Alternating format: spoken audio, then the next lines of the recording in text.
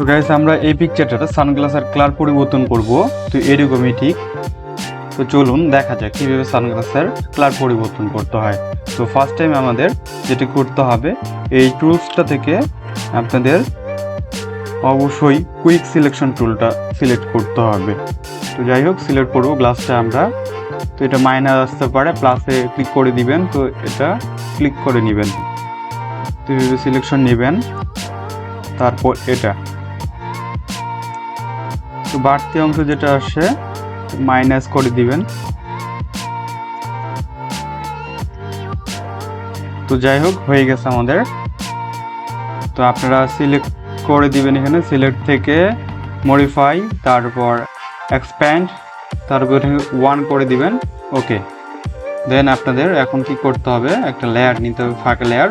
তো এই লেয়ারের মধ্যে আপনাদের অবশ্যই একটা কালার নিতে হবে, সলিড কালার। তো সলিড কালার নিলাম। তো ব্ল্যাক নিতে পারেন একেবারেই, তো এখানে দিচ্ছি। ওকে, তো এখন আমাদের যেটা করতে হবে, এখানে আমাদের গার্ডিয়ান দিতে হবে। তো আমরা গার্ডিয়ান নিব। তো এরকমই একটি আপনাদের গার্ডিয়ান নেওয়া লাগবে। তো দেখতে পাচ্ছেন গার্ডিয়ানটা এরকমই নেবেন। তো এখন গার্ডিয়ানটা নেওয়ার জন্য আপনাদের এই ফাঁকা ঘরের মধ্যে বা এই লেয়ারটাতে ক্লিক করতে হবে। তারপর আপনারা নিচ থেকে উপরে উঠাই দিতে পারেন এভাবে। তো দেওয়ার পরে আপনাদের কি করতে হবে, এখানে ফিলে গিয়ে আপনাদের 85 করে দিলেন। এটা 85 করে দিলে আপনার অনেক সৌন্দর্য বৃদ্ধি হবে, বা আর একটু কমিয়েও দিতে পারেন।